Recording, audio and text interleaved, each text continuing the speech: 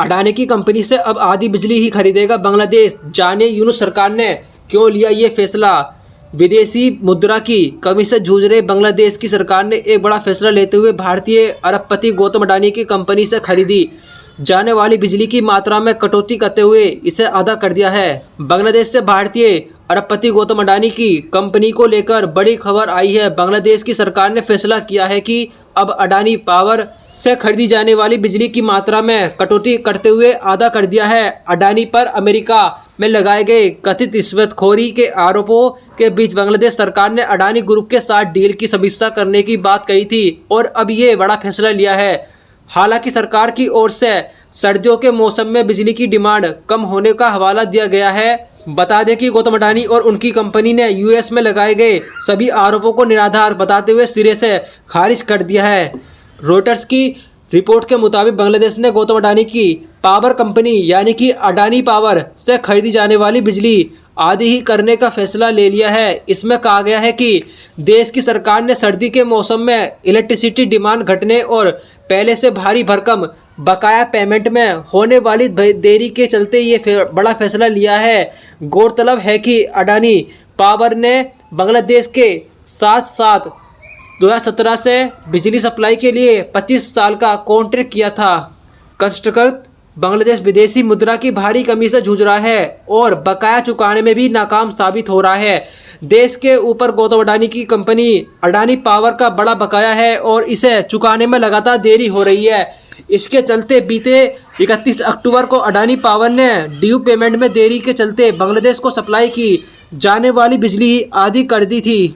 Reuters की report में सरकारी अधिकारियों के हवाले से बताया गया है कि अब बांग्लादेश ने अडानी पावर से कहा कि वे फिलहाल आधी बिजली ही सप्लाई करें, हालांकि वे अपना पुराना बकाया चुकाता रहेगा। सरकारी बांग्लादेश पावर डेवलपमेंट बोर्ड यानी कि बीपीडीबी के अध्यक्ष मोहम्मद रियाजुल करीम का कहना है कि जब अडानी पावर हमारी सप्लाई काटी तो हम हैरान थे और गुस्सा भी थे, लेकिन अब जबकि सर्दियों में बिजली की डिमांड कम हो गई है इसलिए हमने उनसे कहा कि प्लांट की दोनों यूनिट चलाने की कोई ज़रूरत नहीं है। बता दें कि अडानी की पावर कंपनी भारत के पूर्वीय राज्य यानी कि झारखंड में $2 अरब के पावर प्लांट से बांग्लादेश को बिजली सप्लाई करती है। इसमें 2 यूनिट हैं जिनमें से प्रत्येक की क्षमता लगभग 800 मेगावाट है। बांग्लादेश को बिजली सप्लाई करने के लिए 25 साल का ये कॉन्ट्रैक्ट देश की पूर्व प्रधानमंत्री शेख हसीना की सरकार के दौरान किया गया था। अडानी की कंपनी द्वारा सप्लाई आदि किए जाने के बाद से ही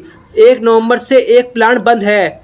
बीपीडीबी के अध्यक्ष मोहम्मद रियाजुल करीम के मुताबिक बांग्लादेश पर गौतम अडानी की अडानी पावर का करीब $650 मिलियन लगभग 5,508 करोड़ रुपए बकाया है। उन्होंने कहा कि बीते नवंबर महीने में करीब $85 मिलियन और इसमें पहले अक्टूबर में कंपनी को $97 मिलियन का पेमेंट किया गया था। जबकि रिपोर्ट में एक सूत्र के हवाले से कहा गया है कि देश पर कंपनी का कर्ज अब बढ़कर $900 मिलियन हो गया है। अडानी पावर की ओर से भी बांग्लादेश पर कर्ज को चिंता का विषय बताया गया है।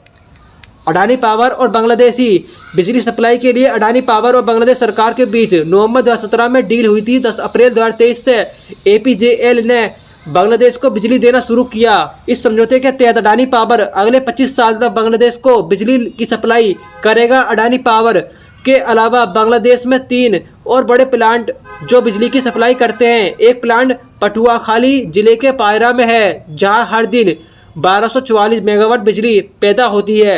दूसरा रामपाल प्लांट खुलना डिवीज़न में है जहां से रोजाना 1234 मेगावाट बिजली की सप्लाई की जाती है। जबकि तीसरा बांसखाली प्लांट चिटगांव में है जहां रोज 1224 मेगावाट की बिजली बनती है। दोस्तों, बांग्लादेश को बिजली भी सप्लाई भारत से ही होती है जो कि अडानी पावर से होती है। दोस्तों, इसमें कितना गफला सामने निकल कर आया है और आगे कितना गफला होना है, जैसी भी कोई खबर सामने निकल कर आती है अडानी पावर प्लांट को लेकर आपको न्यूज़ क्लासिम पर सबसे पहले अपडेट किया जाएगा। अभी तो हाल फिलहाल की बस यही खबर है अडानी पावर प्लांट को लेकर। कोई और खबर सामने निकल कर अगर आती है तो आपको न्यूज़ क्लासिम पर सबसे पहले बताया जाएगा। दोस्तों, आपने अगर अभी तक मेरे चैनल न्यूज़ क्लास सब्सक्राइब नहीं किया है, सब्सक्राइब कर लें। वीडियो अच्छी लगी हो तो इस वीडियो को जरूर करें।